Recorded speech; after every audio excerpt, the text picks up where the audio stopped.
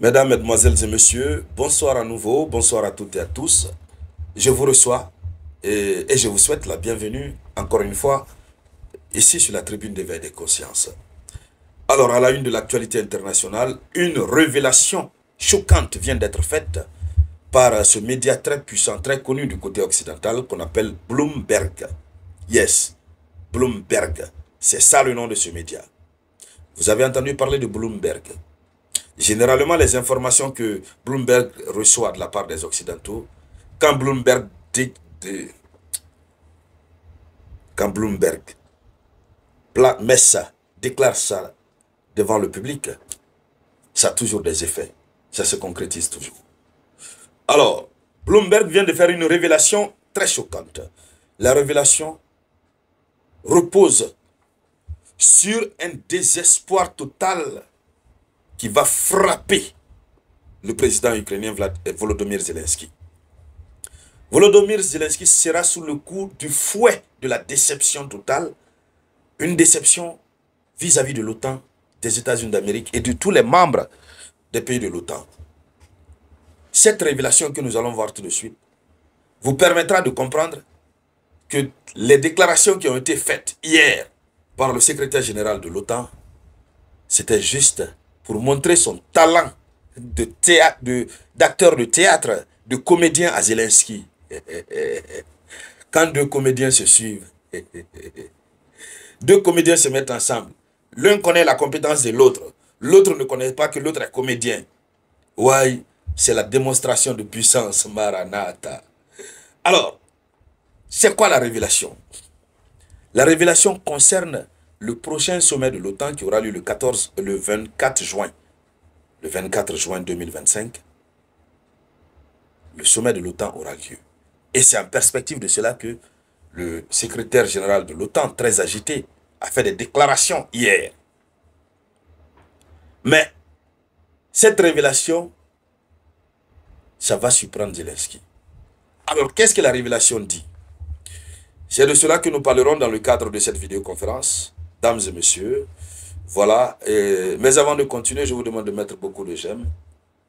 Mettez beaucoup de j'aime. Et surtout, n'oubliez pas de laisser toujours un avis en commentaire. Voilà. Mettez toujours un avis en commentaire. Et de passage, salut à mon jeune frère Michel Théo Lama, depuis la République de Guinée. Voilà. Alors, dans les profondeurs, qu'est-ce qu'il faut dire?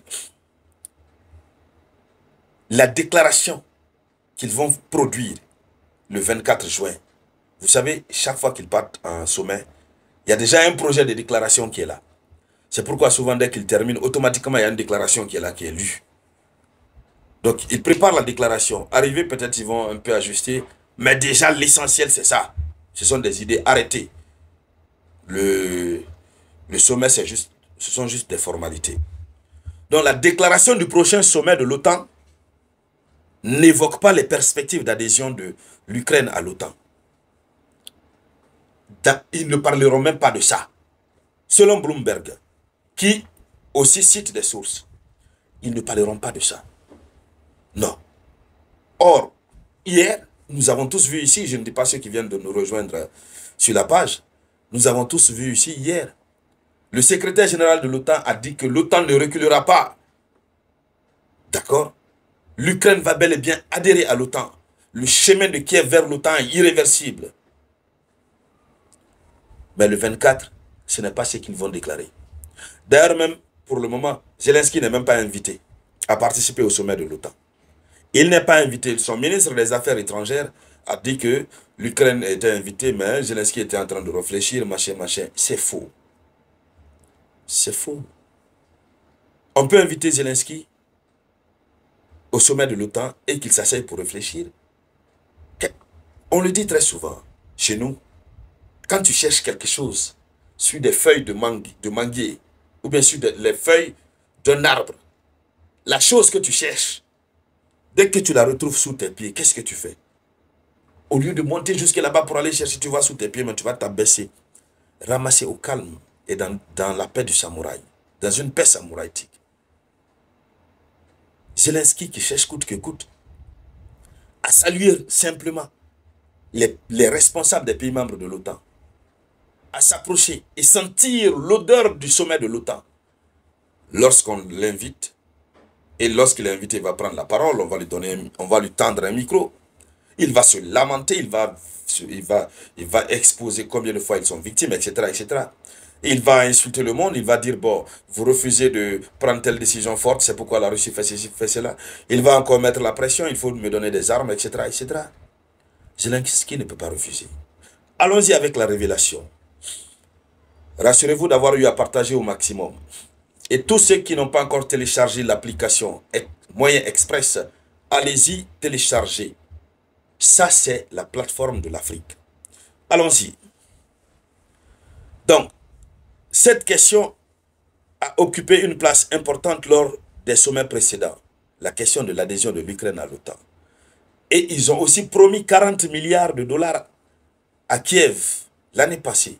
Jusque-là, Kiev n'a pas reçu l'argent. Et cette année, ils n'ont même pas prévu de parler de ça lors du sommet. C'est-à-dire, eux aussi, balayent d'un revers de la main l'affaire de l'Ukraine. L'Ukraine n'est plus une priorité pour eux.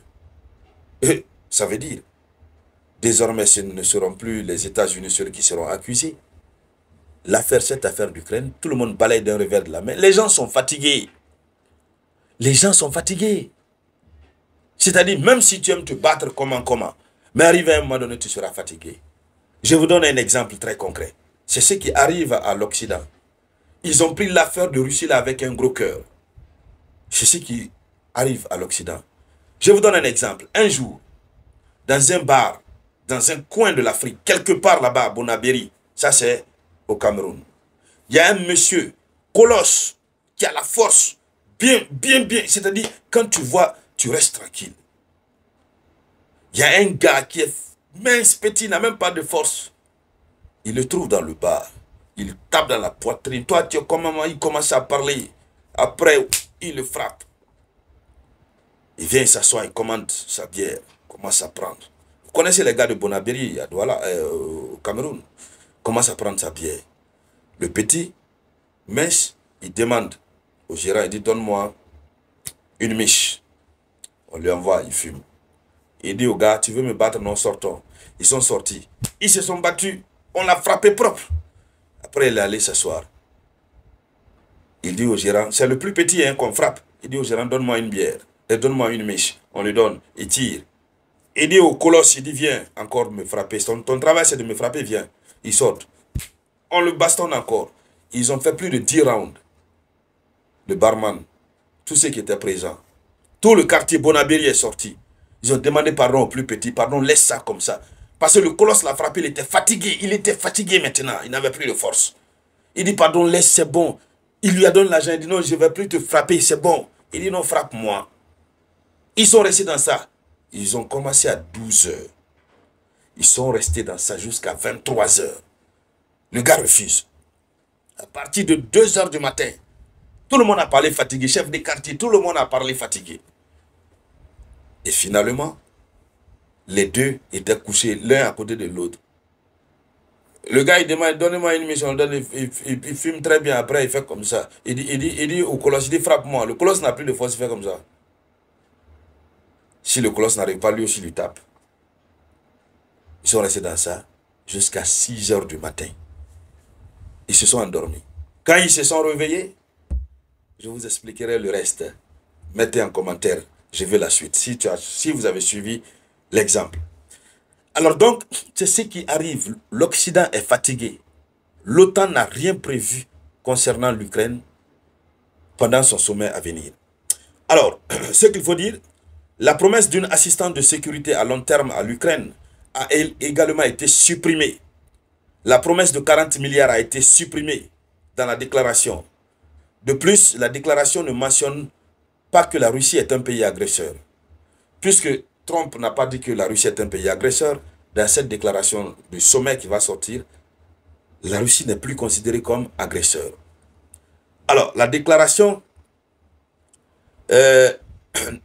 qui ne fait qu'une page est exclusivement consacrée aux dépenses de défense de l'OTAN.